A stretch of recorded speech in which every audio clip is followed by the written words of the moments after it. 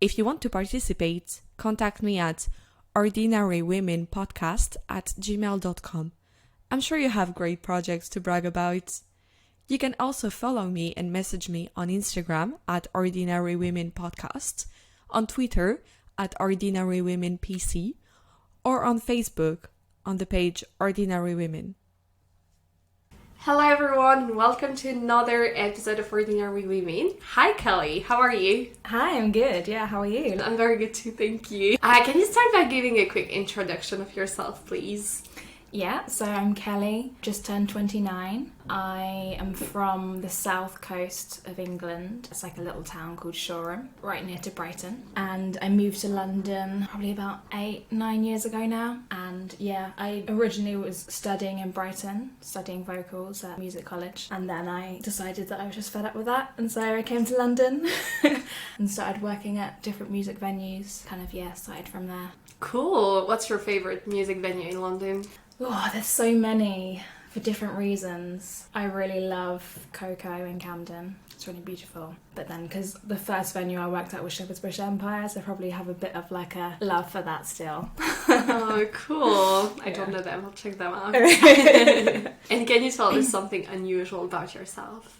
Yeah, it's really weird actually. When I was looking over the questions, this was probably the hardest question for me. I feel like at school and whenever you start something new, they always say, oh, tell us something interesting or, you know, weird about you. And I'm always just like, I don't know, is there anything interesting about me? Sure, I find it really difficult to talk about stuff like that. I think it's weird when you're younger, you're kind of always trying to fit in and like not be weird. And so then when you grow up, you're kind of learning how to just be yourself and like learn about actually who you are and not just trying to be like everyone else. But I'm gonna go with, so I have a really faint scar on my nose. Okay, you hardly ever see it, but every now and then in like a certain light you can see it's kind of along there. But I got it from when my sister, when her cats were kittens, basically like I had her up near my face and she accidentally caught my nose. Oh shit. But yeah, I think it's quite cute because usually scars are from like a horrible accident or something, and this is just from like a really cute little kitten just like playing. Oh, cute. Cool. Thank you for sharing. Since here we talk a lot about being a woman, I'd like to start by asking, is there a moment in your life when you realized you are a woman? Yeah, I mean, unfortunately, like a lot of the other women, it is a negative thing about men kind of looking at you sexually. Like for me, the first time it happened was when I was in Turkey. And yeah, I must have literally been about 12 maybe. And just walking through the markets and everything, they're always just staring and wanting to talk to you. And you know, like obviously it could just be a nice kind of friendly thing, but in the back of your mind, you kind of know and you feel the intimidation that it isn't that kind of thing. Yeah, so mine's probably that. Not a nice one, but yeah. Yeah, it's so strange, that feeling that I think we kind of all have, where a lot of time you know, and then when without you tell that, being able to describe it sometimes, completely, you just can feel it's just it. a look or something, and you're just like, oh, not good vibes. Yeah. I wonder how much is learning, because when you're so confronted to a lot of harassment, is it just learning or what you say? Fun things. Anything good that you like about being a woman? Yeah, I love women. I just find that we've just got this warmth about us. Like, obviously not every woman. Some women don't have that. A bit cold and that, you know, that's fine. But yeah, just kind of that like supportive, a lot more empathy usually. And that's something that, I feel like really helps me. So I have like loads of female friends. Cool. Actually, have you seen the signs like on the tube at the moment? They've just started putting them up. They have like a big bit of writing that says touching or staring or something, and then it explains like, this is sexual harassment or whatever. Yeah, I really like it. It's because really I feel good. that staring, well, maybe now I know because I'm a bit older, but when I was younger, you don't necessarily know. There's definitely a lot of men that don't understand that staring like that. They think, as long as I don't touch them, then it's okay. But it's like, no, it's really not. You don't understand how intimidating that is. And Yeah. And also kind of the call to action. Right before COVID, I went on a day trip to Cambridge and a man started to film me on the tube. And it was gross and I was just kind of paralyzed. I didn't even dare to I don't know, I just didn't move. And he had this very awful look on his face. Yeah. And I didn't know what to do. And I think that now I'm seeing this and actually I can call people on the tube and tell them, hey, this is happening, it's not okay, help. Yeah, it can be really scary at the time and you kind of just freeze and kind of don't know what to do. Because as well, you don't know if you're in any danger. Completely. You could do anything. Filming doesn't harm me physically, but if I do something, he could. Yeah. And I don't know. Oh, and you say you have a lot of female friends. That's very cool. Did you grow up with any feminine role model? To be honest, when I was younger, I think I just kind of looked up to the pop stars and people on TV. Yeah, I didn't really have anyone that really feminist. It was more just kind of I think they're cool. But definitely my sister, I think, was, probably my biggest role model. Just seeing how independent she was. Because I think we kind of didn't really have a great relationship with my mum when we were younger. She had quite bad depression and she always picked really shitty boyfriends. So we kind of always trying to get out quickly, I guess. So a lot of the time she would be there to cook me dinner and different stuff like that. So she was probably the biggest role model I had. Cool. And what did you learn from her? Yeah, I guess just, especially as she went travelling when she was younger and stuff like that, I think my family generally aren't very go-getting. My dad has his own business, which is amazing, but to more travelling-wise, they're kind of not really that interested, and I guess it was good for me to see someone close to me that was going out there and actually seeing the world, and so that's definitely inspired me to be more like that. Cool. And do you currently have any feminine role models? Yeah, I mean, now I have so many. Definitely a lot music-wise, because I'm a musician and songwriter, so there's loads of, right now especially, there's so many amazing female artists. Self-Esteem is probably one of my favourites at the moment, and Leanne La Havas. There's a duo called Deep Valley from America, and there's not very many heavy rock female bands out there, and they're just so awesome.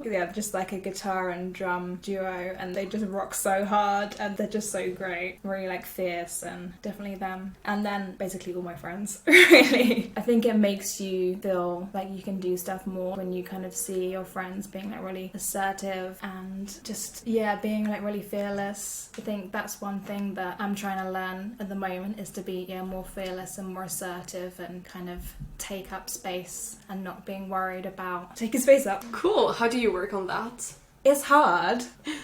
I don't know.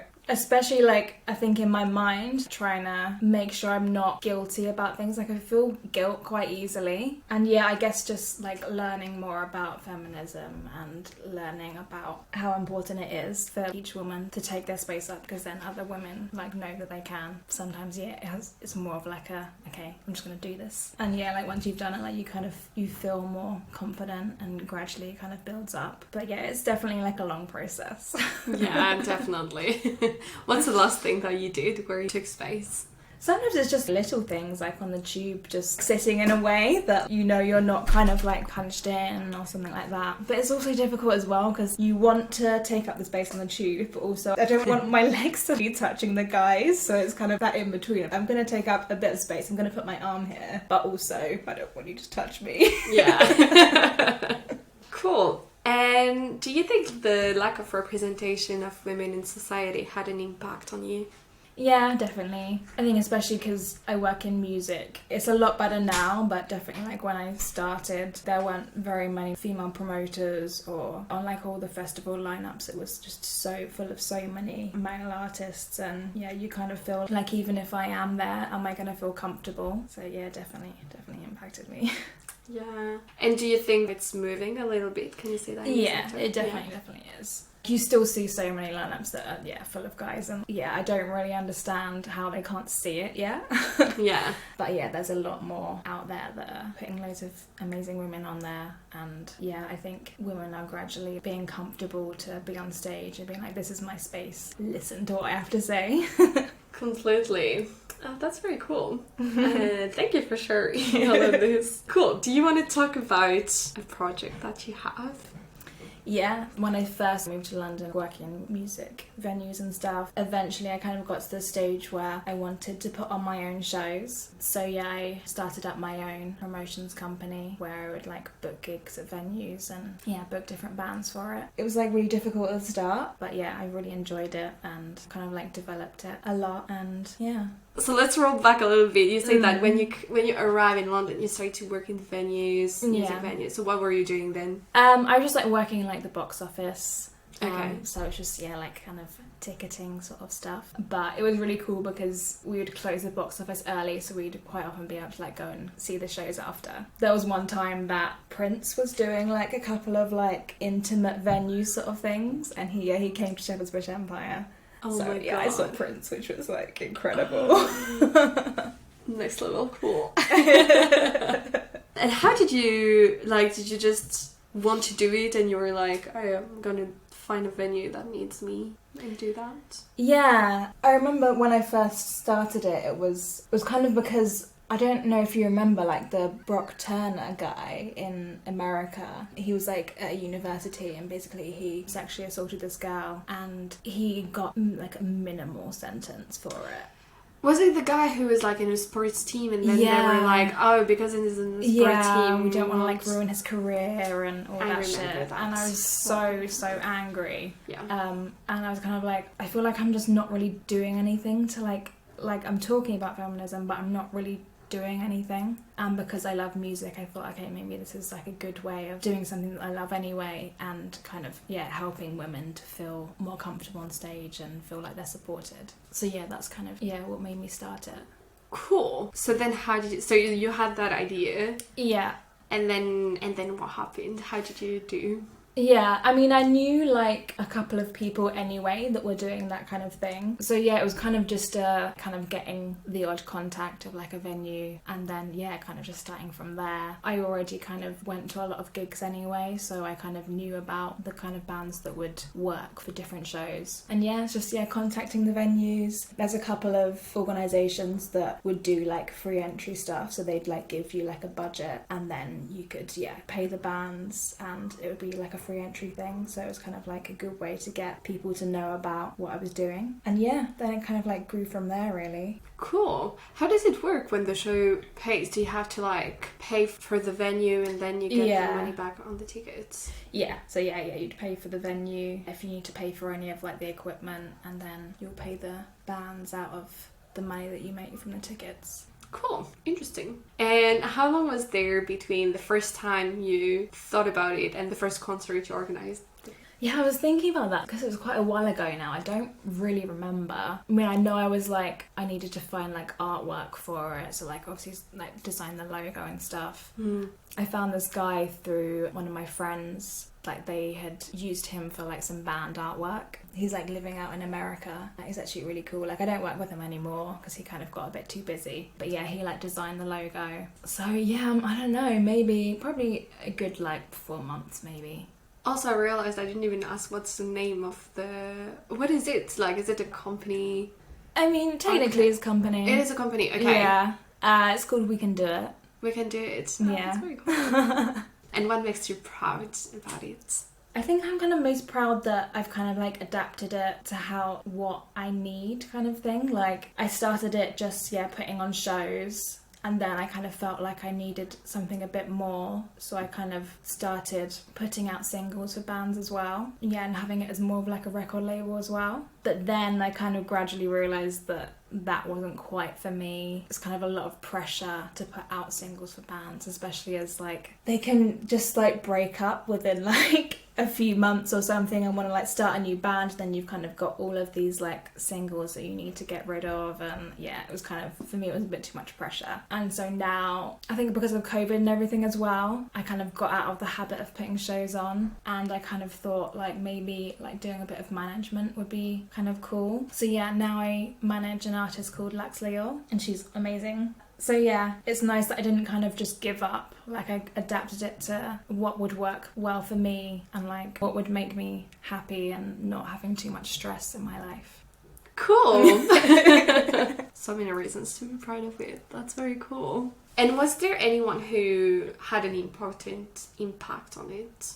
Yeah, definitely the companies that were doing the like free entry stuff. So there's a company called Lanzarote. They own a few different venues in London, and Vice as well. They own a few others as well. I think without doing the free entry shows at the start, I think it would have been a lot more difficult to build it up. But also there was, definitely a couple of female promoters that I really loved as well. And I think seeing how good and how well they were doing kind of spurred me on to book kind of bigger bands. And there's one girl called Polly Miles. She's a promoter in Brighton, and it definitely helped seeing other women doing it and doing amazing. Cool. Nice. Was there any challenges that, I guess there were.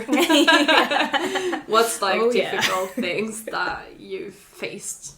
Yeah, so many challenges. Especially booking bands, when you have your eye on a certain band that you really want, and sometimes they'll have their own booking agent, so you have to kind of go through the booking agent as opposed to the band. And obviously the booking agent has their own ideas of what they want for the band. So there was this one band, they're called Nova Twins. I booked them for my first ever show, and they ended up pulling out because of some reason. I can't remember what it was. And I've been trying for years and years to book them, and I still haven't. And they're actually doing so well now. I think they're out in America at the moment, and the next show they have is at Electric Brixton. I think it's maybe 5,000 capacity or something. So they're doing amazing. But it's really frustrating when there's bands that you really want to work with, but it doesn't work out for different reasons. And I think especially as an independent promoting company, you're kind of looked down on because you're not, you haven't got this massive budget, and you're not really well known. So sometimes it was definitely difficult booking certain bands. And just some bands they'll start off and then a few months later they'll get bored and they'll do something else. And if you're trying to work with a band for a long time, it kind of just screws your plans. And it's definitely difficult. Yeah. And how do you find the bands? It can either be through different music magazines or just going to shows and seeing different support bands. Or sometimes just word of mouth. Some of my friends will be oh, you had this band, and then you check them out on Spotify or whatever. Cool. And was it a challenge being a woman in this industry? Yeah, even if a lot of the male promoters or male venue managers or whatever, they were really nice, but you still kind of feel you're not really part of it. I don't really know exactly what it was, but I just kind of felt I had to work a lot harder to show that I was good. And I think as well I was kind of a lot of the time boxed into this, this is a feminist promoter, she likes, kind of feminist punk. And although I do like it, there's a lot of other genres that I like as well. So it was definitely tricky to kind of show to them. I mean, not that it really matters what they think, but you kind of you want the respect of the people around you. Yeah. Do they ever say anything about the fact that it's all women bands? Yeah, I mean, it's weird because, there's the guys that are, kind of, get pissed off that, it's just all women, and they're kind of why does it matter?